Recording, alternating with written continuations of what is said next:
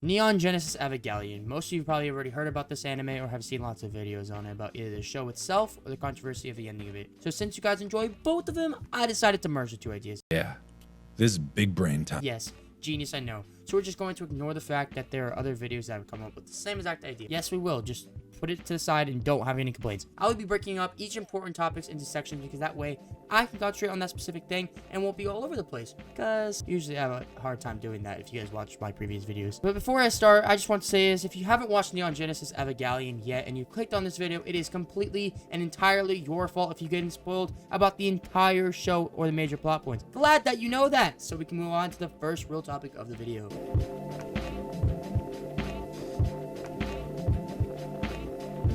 The setting involves the real world, but with a little bit of a twist. The main base of operations is actually close to the Earth's core, and what that means is they got a badass underground base. And if you thought that couldn't get any better, well, then you're wrong. Because they have got a fucking upside down city just sitting there when you enter the base. Like, how cool is that? Nerv is the name of their base, if you guys wanted to know that. I don't know what it stands for exactly, but just go look it up if you really need to. And I don't think it's that important. If it is, then just let me know. Seeing Nerv for the first time when Senji arrives was refreshing to look at. And I know that sounds weird to say about a place looking refreshing, but seriously, it did. Because when you see it, you were just genuinely amazed about how incredible the landscape is and how amazing the base looks for this being underground. You just don't expect something like that to happen. It was captivating the first time I saw it too. It draws you in immediately, wondering why is the city upside down? Why underground? What makes this place the most secure location in the entire world? And most of all, why here? You can't help to ask these questions about this magnificent place because it brings a sense of curiosity and fascination with it. Like most anime out right now, but it felt different than other animes though. It's somehow because this involved the actual real world,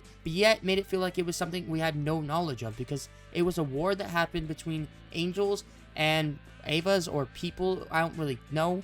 It's just something happened. Now, for the fact that this was made in the 90s, it didn't have the most advanced technology ever, but it seemed like the technology they did have matched with the time period they were set in. It fit the environment, enhanced the setting and the plot as well. The setting brought on new ideas, more creativity, and a wide range of entrances for certain plot points. The setting is important for Neon Genesis because without it wouldn't be the same thing. And yes, I know, if you change it, obviously, it wouldn't be the same thing. I get that. It's just that the setting is a really good match with the plot.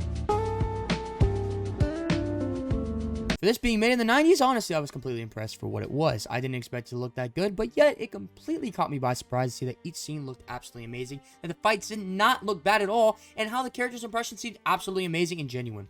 Also, the designs of each Eva is absolutely insanely good and cool to look at, with Eva 01 being the most cool in my opinion, this especially when we see it go berserk for the first time. It gave a sense of being so cool to watch, but also an uncomfortable feeling in my stomach that when I was watching it.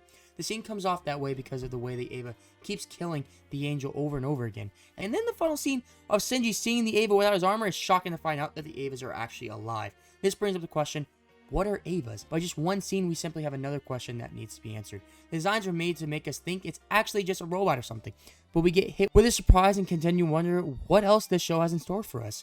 That was the first time we see a fight between an Eva and an angel, but just from that one fight, I can already tell that each fight was going to be absolutely amazing, in which it was.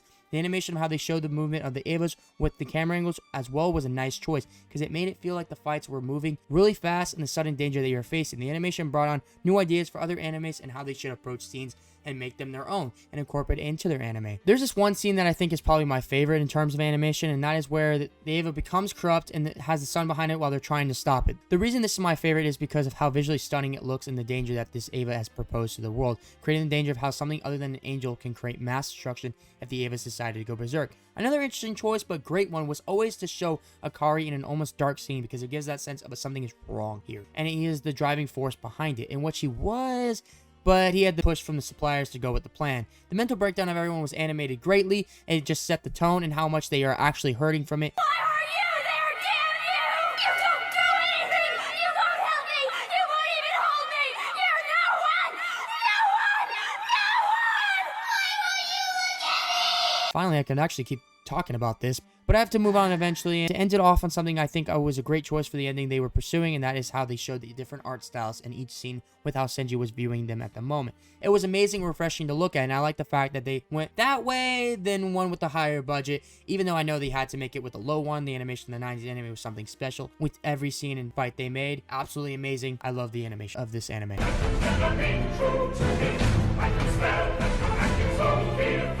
It seems that each character we meet has something that is going down in their life, and it's all going to shit. Though that may be, you could see that each challenge faces something different from each one, and it helps you understand why they act in a certain way.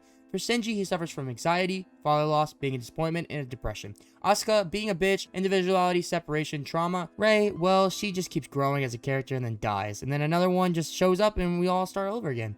Happy, yay. Akari decides to commit basically mass genocide so he could be with his wife that is still dead, but he could be with her through his mind. Misato went through trauma of losing her father to an Eva that went wrong, but she was able to recover somewhat from it and went to Nerve to figure out why her father was so focused on his work, and so she became closer to him. Well, she did technically end up closer to him because in the end she died because she became suspicious of Nerve. Ritsuko, honestly, she was in love with the 40-year-old dude that still loved his dead wife, and then she tried killing him because he rejected her. Though, there is one pilot who is actually somewhat mentally stable though, and we have hope.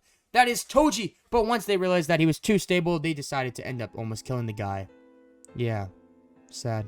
That was messed up. Kaworu, I couldn't even tell if he was flirting with Shinji or not, but it didn't matter because somehow Shinji became friends with this guy in like 5 seconds in one word, and then get hit with him being an angel and furthering all Shinji's mental problems by having him be the one to kill him. Anyways, that's the limit of the characters I will be talking about because there's too many that I have mental problems besides Toji. Good for him. I just want to say I'm not shitting on the characters because I do believe that they are good ones and probably more realistic in terms of people. It was just that there was very little growth and the routines became repetitive towards the end, with Shinji always losing because he entered a state of always being a disappointment. But there was times where I found him to be really cool with the Eva, and I also really liked the relationship between Shinji and Asuka because I felt like they were growing towards each other, making one another better. And so out of nowhere, we get hit with Asuka remembering her past, completely being useless for the rest of the show. I didn't want to bring up the movie, but since I'm doing it, I'll also talk about its end. What they didn't show in the show, okay, was Asuka's breakthrough, which now seeing it improves my vision of her as a character, and that has the ability to grow into a better person. This is the same with Rei as well, because as she became the instrumentality project herself, she was finally able to grow as a character by pushing Shinji to not go along with it, or that could have just been his mind telling him not to. But if it isn't, it was a great character moment for her. Shinji was able to get past his depression with the instrumentality project, but without it, it's shown that he continues with it. In the movie, they were able to finally grow and face their problems head on. What is that? While in the anime, it took the project to grow Shinji's character, and I'm assuming the others as well. Overall, the characters are made well and authentic, and it makes us feel sympathy or empathy for them if you had been through what any of them had gone through, or had any symptoms they had. Though they did go through all these different mental problems, there was times where the characters came together and made us forget about that, and it was refreshing to see that happen. Yes, sir, it was, because I love seeing those moments. The one episode that I could think of this is when Asuka moved in with Shinji, and they had to be in perfect sync with each other in order to defeat an angel because they couldn't work as a team together. It created something that seemed to build connection between the two, and it felt nice to see them to get along well enough to beat an angel that crushed him the first time.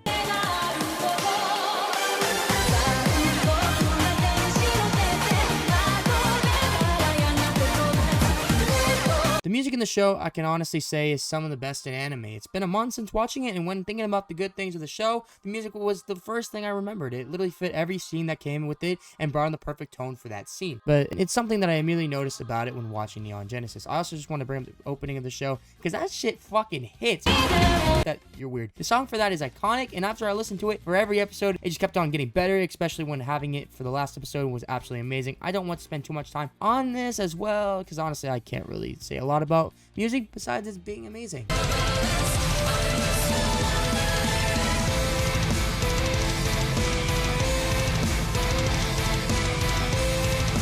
I would have liked to talk about the entire plot of how the mysteries are something that need to be answered, but this video has been way too long already, so we're just going to move on with my thoughts of the ending of this show and the movie. Neon Genesis has an interesting ending, I would say, because we entered the instrumentality project with having no clue how we even got inside of the project or what the project itself actually is. We are left making assumptions, confused on why Shinji is just sitting in a chair, being confronted by all the people that are close to him. A reminder of how many episodes are left when this started was only 2. The episode they started and the episode they finished it. At first, I thought it was some filler for Shinji's mental state and them trying to fix it. For example, he was having a dream where everyone was pushing him to move past his depression, but that was not the case. Like I said earlier, I think the art style was a good choice they went with, but I can't say the ending was good. I personally can't care for it no matter how hard I try. I read up on it because I was completely lost on what just happened, and I knew someone would have the answer to it online. When reading it, I found out he made it that way because he was able to overcome depression by his friend giving him a book that really helped him. So he thought he would connect him to Senji and him overcoming it by the people around him. I think that's amazing that he was able to overcome that, but I would be lying if I told you the ending was good because of that. It left too many questions unanswered, and not the kind of questions you could just give your own answers to, but the kind of questions where you need more information in order to do that. It left the spot unclean because of this, and it just brought dissatisfaction with it. A lot of characters were seen to be dead, but we had no idea how they ended up dying or the reason for their deaths. One thing I want to point out is the Asuka situation, because last year before the project was in bed, unconscious, and broken. But when the final 2 episodes happened, she ended up in her Ava. It's just, you just left it there like, what the fuck? How did she get in the Ava when she couldn't even get up on her own? All the ending did was bring more questions rather than answering the ones we already had. This is why I would like to talk about the movie, because without this movie, I'd be so upset about the ending of the show. The movie thankfully puts context on what happens before the project occurs. Masato's death was sad, but a little bit weird because she gives Senji a kiss when we know she's just a little bit older, you know, just a little bit. Though I bet at the time he didn't complain about it, and to be fair, I think most of us wouldn't either. Risco honestly could have just stopped the project if she just shot both of them, but no, of course not. That can't happen because she's in love with a 45-year-old dude. Asuka was also able to overcome her mental state and fight like a badass for once more. And when she was up against Adam Avas, I think that's the best way to describe what they are, because the regenerating is forced to keep fighting until she's overpowered by all of them. Rei becoming one giant being was pretty cool to watch though, and she became the source of the instrumentality project, sending back to Senji and his thoughts. The only exception this time is that he isn't able to overcome his mental state, but is convinced to go back to Asuka by heading back into the real world. When he's back, he begins to strangle her like he did in his dream he had. But this time, she gives him a sign of love, starts crying, knowing that everything will be alright in due time. This ending personally is a lot better because it gives a few more answers and a lot less questions, which is why it's far better than the first ending, I would say though. And him having to put all the death threats he received in the movie to show the amount of stress he went through, because it's just a bit uncomfortable for me. I'm also decently satisfied with how they gave a hint of romance between Asuka and Senji, because I like when shows have that. That doesn't mean I expect it from shows like those, for example, but when they do have it, I enjoy it. Though I said I like the movie ending more, I'm not saying it's a good ending as well, because to be honest, it's better than Neon Genesis. It's just that it was okay because they had to make the movie match up what their intended ending was already about, which I can only say it was okay.